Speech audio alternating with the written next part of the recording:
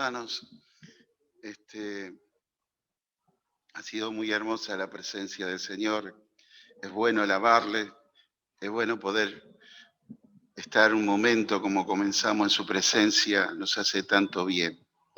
Somos dichosos de poder adorar a un Dios tan grande, poderoso, maravilloso, perdonador, que nos ha limpiado, nos ha perdonado y nos permite entrar al lugar santísimo, no por nuestros méritos, sino por esa preciosa sangre que abrió el velo para que nosotros podamos entrar hoy para adorarle a Él. Amén. Bendito sea el Señor. Y como contaba Jorge, el Señor es el Dios que todo lo puede, así es verdad, pero también es una situación que da risa, y por eso Isaac fue el nombre que significa risa, pero estos son a veces, son los chistes de Dios, parecería, ¿no? Y yo pienso, digo, tantas veces el diablo nos tiene atado y tiene atado al mundo, mostrándole que el pecado y todo eso es el que da la alegría o la felicidad al hombre. Es una mentira. Verdaderamente, al entrar al reino de Dios es donde nosotros somos alegres, gozosos, contentos. Hay felicidad, hay fiesta. En los cielos hay fiesta.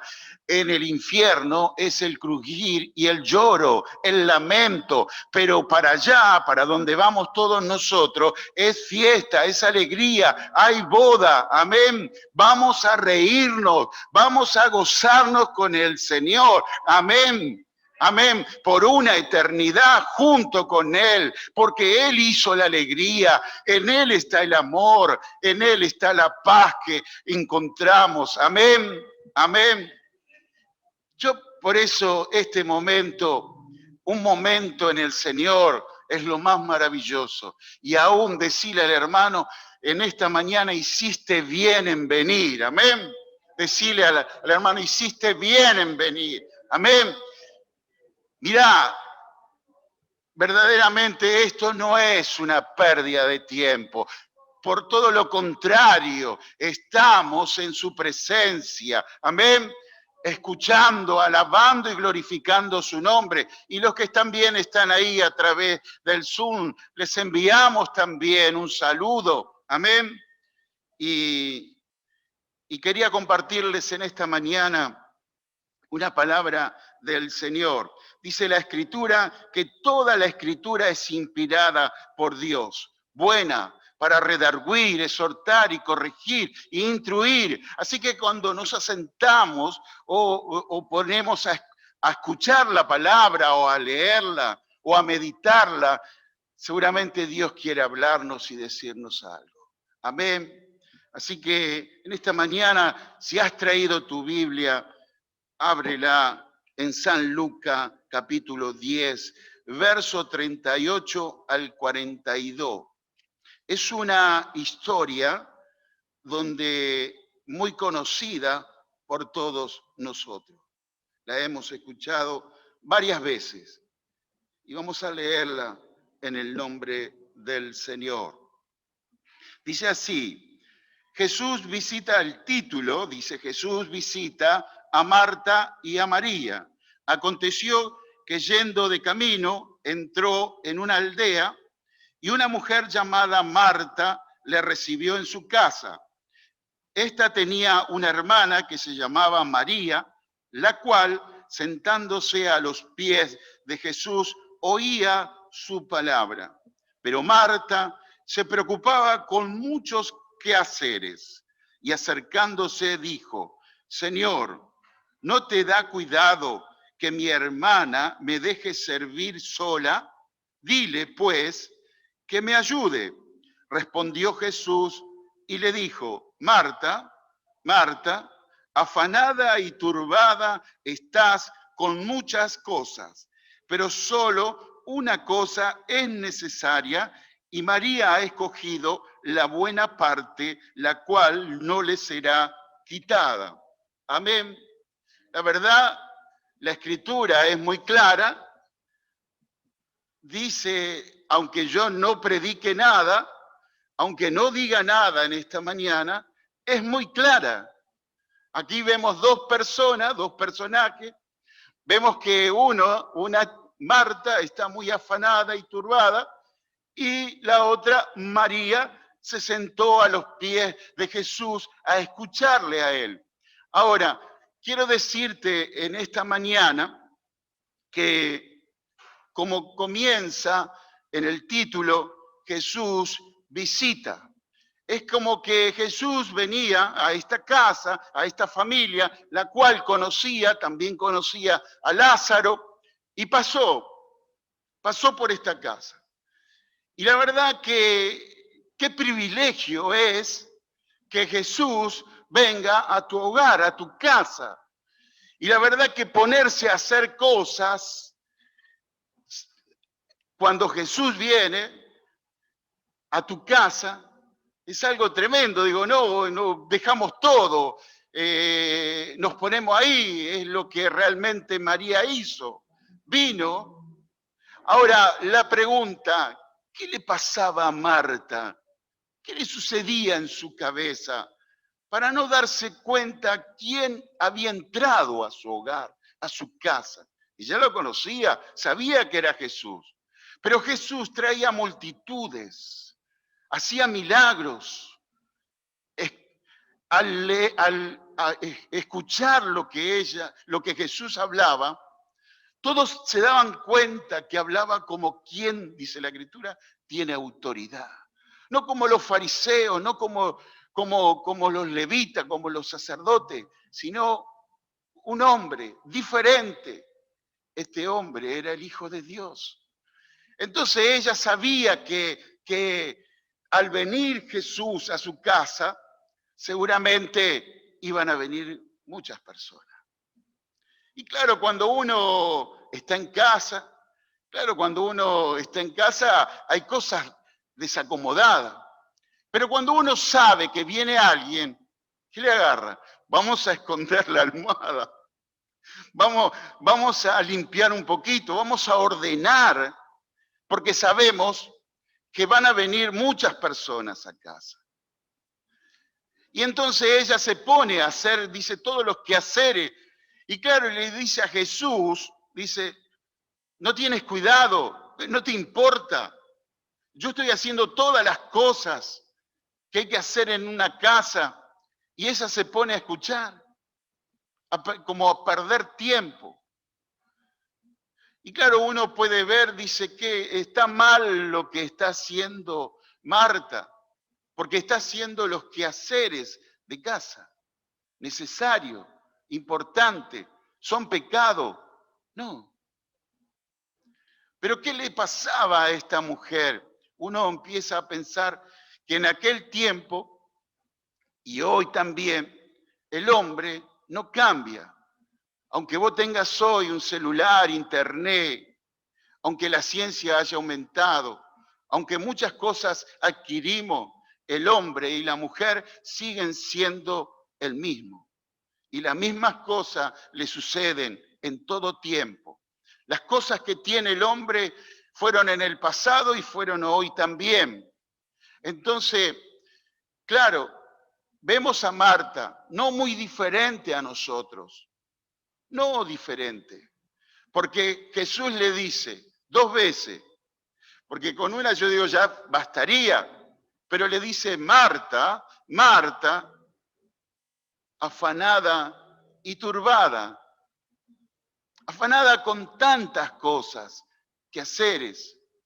Y a veces también nosotros estamos tan afanados y turbados. Turbado es una palabra que es desorden en tu mente, confusión, no sabes para dónde ir, no hay una meta, no hay algo claro, hay oscuridad, hay confusión, estás turbado, no te estás dando cuenta. Y uno tiene que pensar qué está pasándole a Marta en ese momento. ¿Por qué actúa así? Y yo llego a esta conclusión, porque me pasa a mí también y te puede pasar a vos también. Y le pasa a muchas personas en el mundo, porque no puede ser que Jesús vino a visitarte y vos no te diste ni por entendido. ¿Qué es lo que empañó? ¿Qué es lo que oscureció? ¿Qué es lo que no te ha dado, no te deja ver que Jesús hoy vino a tu casa y vos no te diste cuenta? ¿Sabe qué sucede si vemos en la Escritura por lo que Jesús dice? Ella se estaba mirando a sí misma, al yo. Y eso nos pasa a todos nosotros. Le dice a Jesús, no tiene cuidado que yo haga todas las cosas. Ella estaba viendo que todas las cosas las estaba haciendo ella. Y eso es lo que le pasa a muchas personas. Cuando empiezan a ver solamente en sí mismo, en tu vida, y te ves a ti mismo. Y estás trabajando, afanado, viendo esto, viendo lo otro. Y ahí empieza la turbación en la vida. Y es el yo. Es el circulito que muchas veces al principio lo hemos aprendido. El discípulo, el religioso, el incrédulo. Donde todo es para mí, todo gira alrededor de mí y no tengo tiempo para Jesús. Recuerdo hace muchos años atrás, era jovencito, yo tenía alrededor de 23 años, tenía un compañero de trabajo que lo volvía loco con hablarles de Jesucristo, porque me convertí y ya le era pesado. Pero en esto que era pesado, de alguna manera, hablando de Cristo, él pensó, dice, al que le puede venir bien es a mi mamá. Y me dice, mira, Oscar, ¿puedes venir un día a mi casa y hablarle a mi mamá? Y sí, les digo, ¿cómo no? Yo voy. ¿Y dónde es? Y bueno, era en el kilómetro 29 de la ruta 3. Y me fui a predicarle a la mamá. Y bueno, llegué a la casa, eran 7:30, 8 de la noche.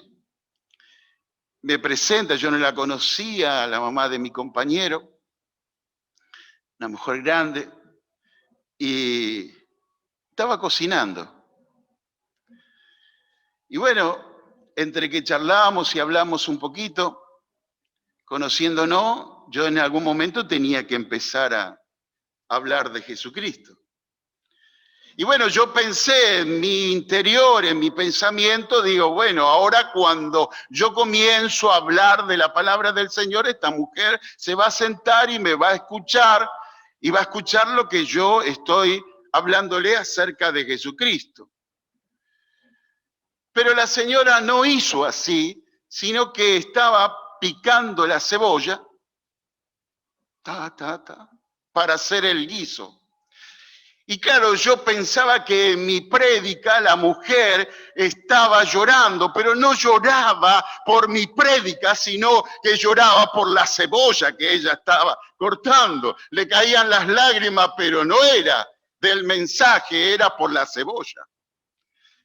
Y yo digo, esta señora no va a dejar de cocinar.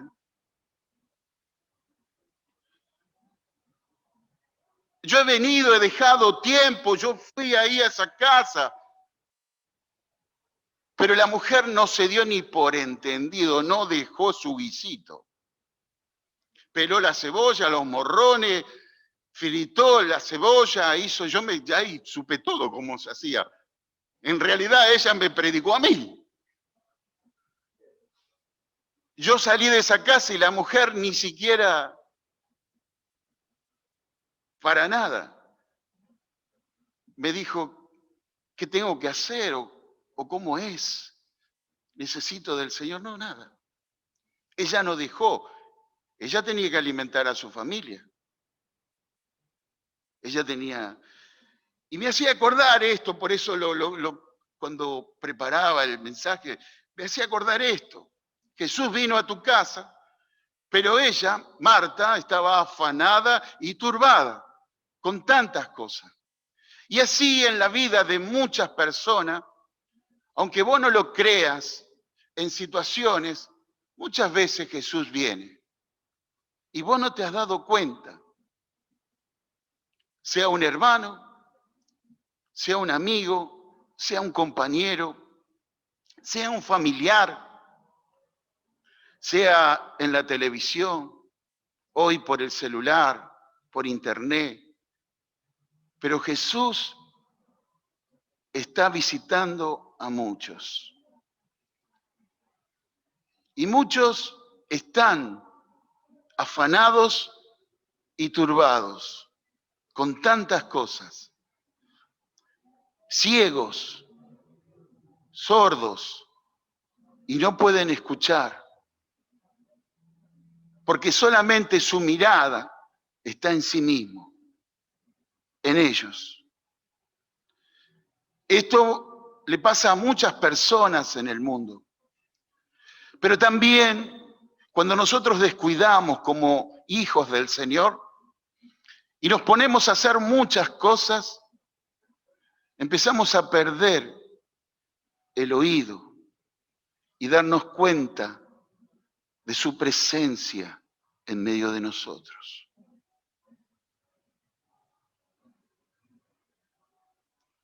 Él siempre viene. Dice la Escritura, el Espíritu siempre está dispuesto. Él siempre está. Como cantábamos, Él está obrando. Él está. Nunca se va. Siempre está. Fíjense que cuando empezamos a caminar por este camino de un letargo espiritual, empezamos a quejarnos de Dios. ¿Qué es lo que le pasó al pueblo de Israel? Empezó a quejarse de Dios. Y fíjense que Marta también le dice al Señor, no tienes cuidado, no te importa. Las cosas las estoy haciendo yo. Empezamos a quejarnos. ¿Por qué al otro le va bien y a mí no? Parece que solamente a mí me acompaña la mala suerte. Siempre todo es una cuesta arriba. ¿Cómo me cuesta? Él nunca se ha ido. Él estuvo ahí en esa casa. Como está en nuestra casa, en nuestro hogar. Y aún en las personas del mundo, porque Dios ama a todo el mundo.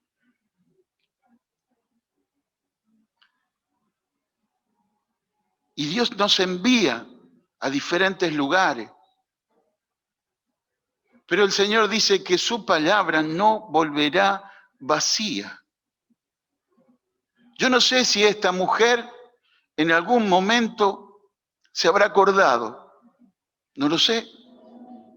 No lo sé. Pero Dios es fiel y su palabra no va a volver vacía, sino que va a dar fruto. Ahora, cuando vemos a Marta, uno la juzga, uno lo ve afanado, turbado, con tantas cosas. Pero quiero decirte, los medios que Dios hace para obrar en nosotros y sacarnos de este letargo espiritual o de esta ceguera espiritual, de mirarnos a nosotros mismos y pensar solamente en nosotros. Dios tiene medios. Uno puede ver que en Marta, hasta ese momento podemos decir una mujer afanada y turbada. Pero sucede algo ahí en la vida de esta familia donde hay un cambio en la vida de Marta. Es la muerte de su hermano. La muerte de su hermano, ella ahora, dice la Escritura, que envió a buscar a Jesús. Fíjense qué diferencia. Un día Jesús viene a tu casa, pero ahora vos estás saliendo a buscar a Jesús. Es lo que le pasa a muchos de nosotros. Han venido, nos han visitado, porque pareceríamos muchas veces los hijos del Señor re pesados. ¿No te han dicho? Sí, me lo han dicho muchas veces. Que somos muy insistentes, que ya cansamos. Otra vez de vuelta lo mismo. ¿No te ha pasado? O sea, a mí me ha pasado muchas veces. Pero debemos hablar a tiempo y fuera de tiempo, dice la palabra. Y aquí vino Jesús, entró ahí, pero Marta estaba en una ceguera, confundida, turbada, pero Dios tiene medios. Y lo podemos ver en la Escritura y lo podemos ver también en nosotros. Dios tiene medios.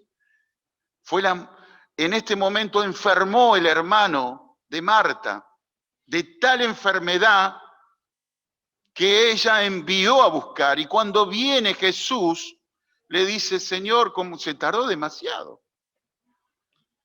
Era el viaje de un día, se tardó 4. Era largo el retiro. Pero Dios tenía sus planes, Jesús tenía sus planes, porque la Escritura lo dice. Dios tiene los medios. Decirle al que está al lado, Dios tiene medios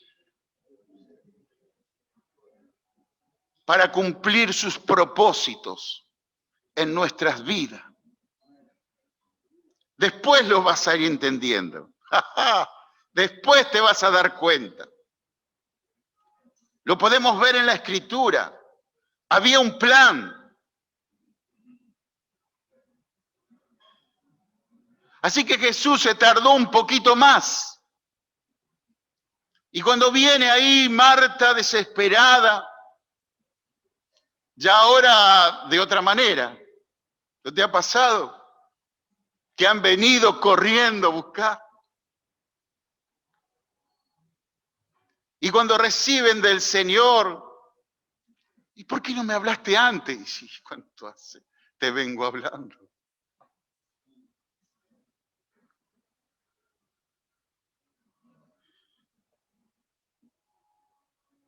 Pero en este momento la que buscaba al Señor era Marta. Ya no estaba ni afanada ni turbada. Estaba necesitada. Como en todos nosotros en algún momento. Y fuimos, y ahí dice Marta, Señor, si hubieses venido antes, mi hermano no hubiese muerto.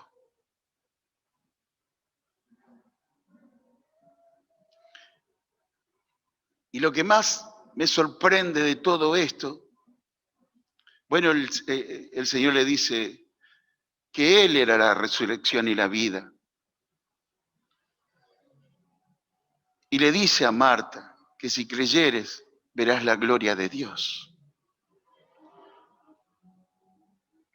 Pero la oración de Jesús, ahí hay un misterio que es revelado también.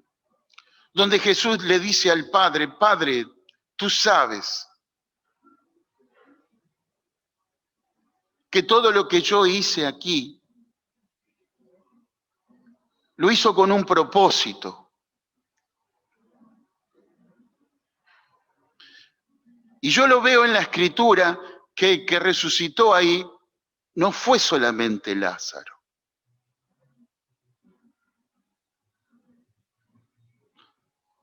El que resucitó ahí no fue solamente Lázaro.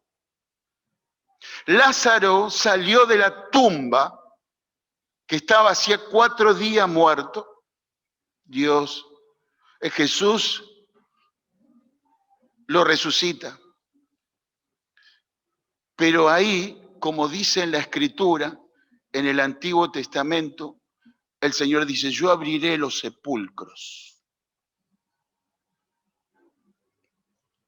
para que muchos resuciten.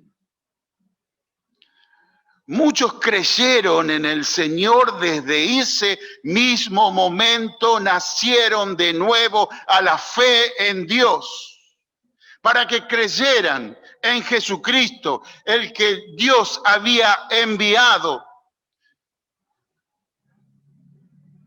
Resucitaron.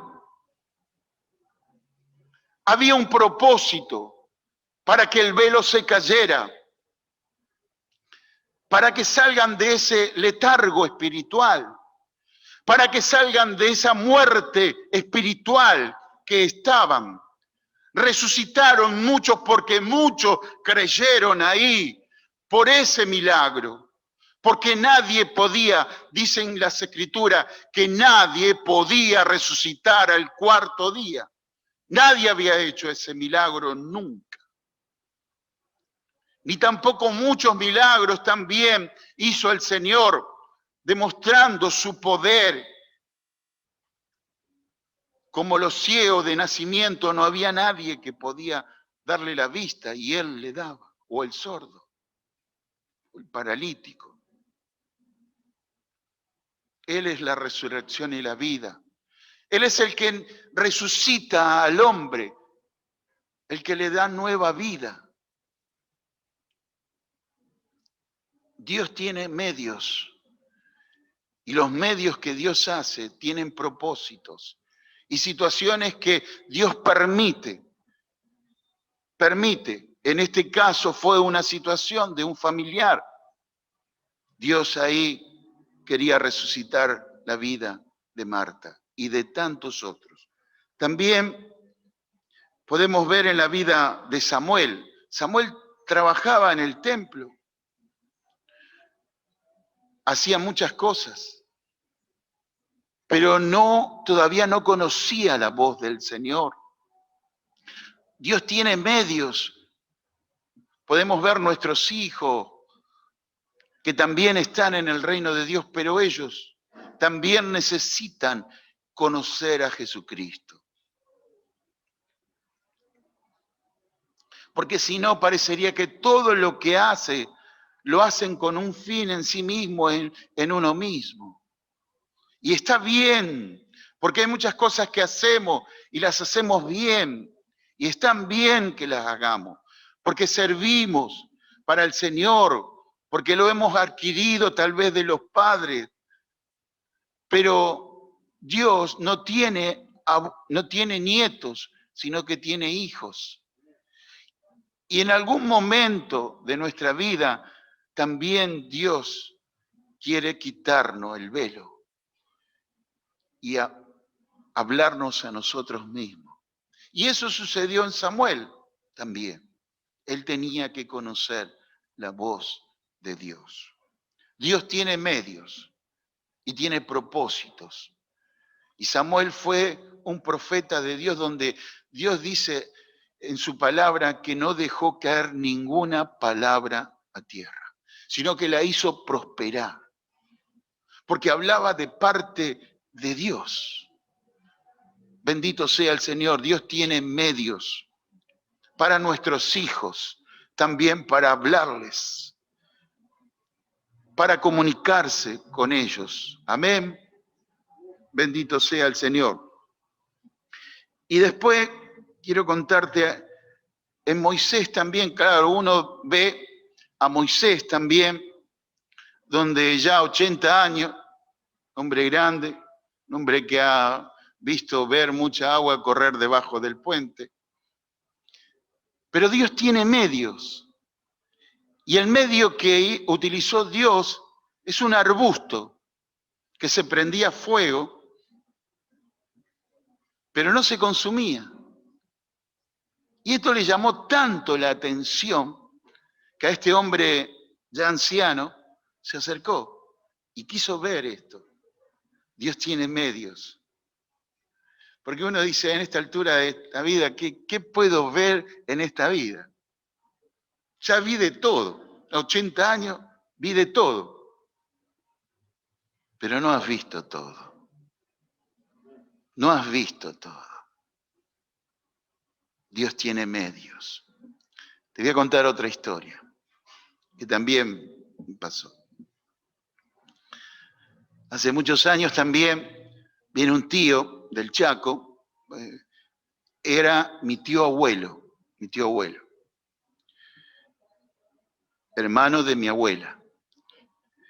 Se enferma de cáncer y claro, viene a atenderse acá a Buenos Aires. Viene a la familia que ya vivía en Buenos Aires, a sus hijos, pero quiso venir a visitar a mis padres y se vino a quedar unos días en la casa de mis papás. Y vino para atenderse, para ir al médico, pero vino de paseo a la casa de mis padres. Yo creo que lo conté esto, pero lo voy a volver a contar.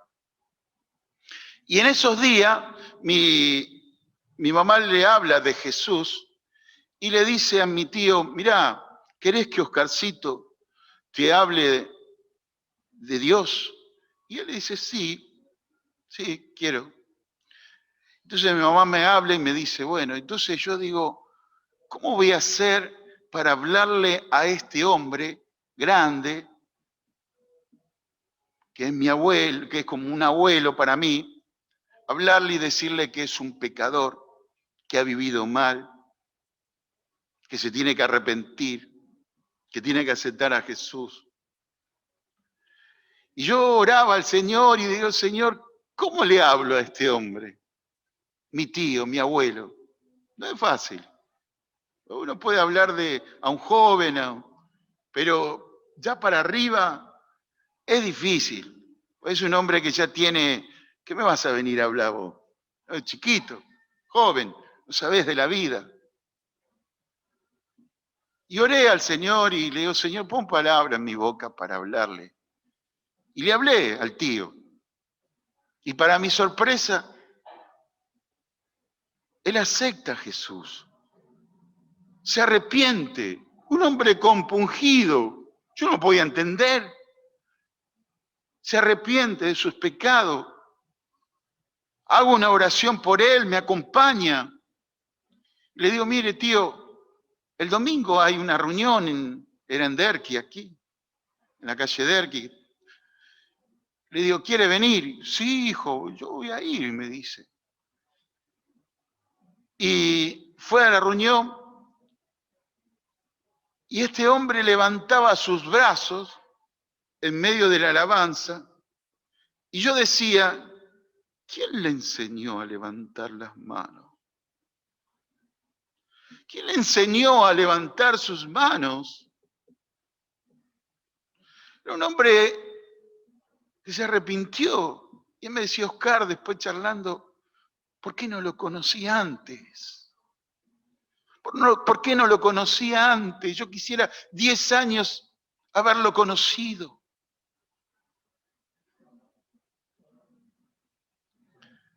Y me dice, pasaron unos días, porque estuvo muy pocos días, y me dice, en una noche tiene un sueño, y le cuenta a la mañana siguiente a mi mamá, me dice, Argentina, soñé, me dice, te lo voy a contar, me dice. ¿Sabés que en el sueño estaba Jesús y trajo un pan y trajo una copa de vino? Y me dice, le dice a mi mamá, ¿qué querrá decir eso? ¿Qué significará un pedazo de pan y una copa de vino? No entendía él. Y mi mamá me lo contaba, el sueño, él también me lo contó. Y yo le digo, tío, ¿te querés bautizar? Sí, hijo, me dice. Lo bauticé, comimos del pan, bebimos de la copa, participamos con él de la cena, y de ahí se fue con sus hijos. Una semana más y falleció. Se fue con el Señor. Un arbusto Dios tiene medios. Puede ser vos un arbusto encendido. Esta semana escuché a un hermano hablar en el grupo casero acerca de los deberes cristianos, que habla Romanos 12. Hermoso todo lo que dice ahí acerca de nuestra manera de vivir en el reino de Dios, de cómo movernos. Y dice algo que me quedó a mí ahí, porque todo es hermoso, pero dice, fervientes en espíritu. Fervientes en espíritu. Y claro, uno para poder a veces querer saber más del significado de una palabra, lo busca en el diccionario, busca la raíz, busca qué. Y ferviente significa un apasionado, un enamorado, uno que está entusiasmado, que nada lo para. Es un loco que busca al Señor. Y esto dice la palabra del Señor, seas tú un ferviente en espíritu, un apasionado, un amado. Mire, cuando uno se pone de novio, lo que le pasa a muchos varones, a los jóvenes, que hay que decirle, ¿por qué no te vas a bañar? Viniste recién de jugar a la pelota. Hay todo tipo de olores. Les cuesta mucho a veces a los varones. Aún yo cuando era mecánico, también. Digamos, segundo tiempo parece. Pero cuando conoces a la chica, te enamorás,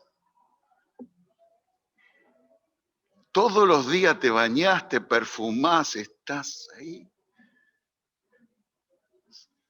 Ya no sentís ningún cansancio.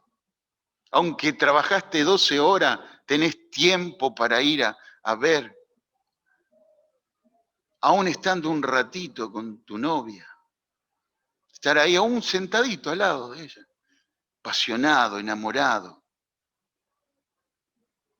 Cuando uno está apasionado de Cristo, enamorado, loco, es lo que dice la Escritura, un ferviente en espíritu. Nada te para. Sea ese arbusto que pueden mirar algunos, sea anciano, joven, chico, pero pueda haber en vos un arbusto encendido. ¿Qué tendrá que decirme este arbusto encendido? Dice Moisés, voy a ver qué es. Y se pueda encontrar con el Evangelio de Jesucristo. Pueda encontrarse con el camino, con el propósito que Dios tiene, porque ese era el comienzo para Moisés. Aunque él ya tenía 80 años,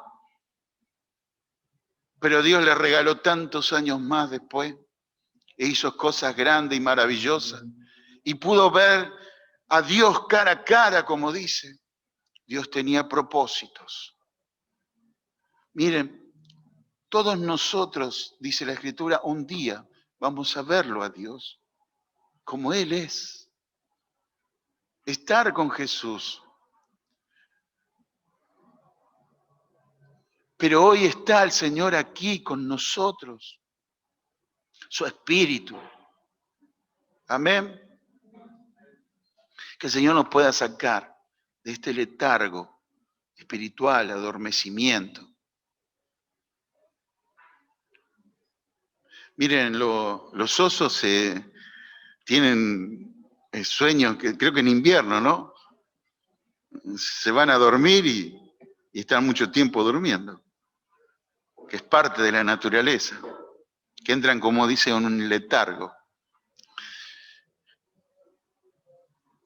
Que esta pandemia no nos haya hecho dormir y sigamos durmiendo, sino que no podamos despertar y seamos como ese arbusto encendido. Amén. Ferviente en espíritu. Decile, hermano, seas ferviente en espíritu. Ferviente en espíritu. Un apasionado, un loco, un enamorado de Jesús. No que vos vengas a buscar, sino que vos salgas a buscar. No como Marta que estaba ahí y vino Jesús ni se dio cuenta. No. Yo salgo a buscar al Señor cada día. Me presento delante de Él como un necesitado. Bendito sea el Señor.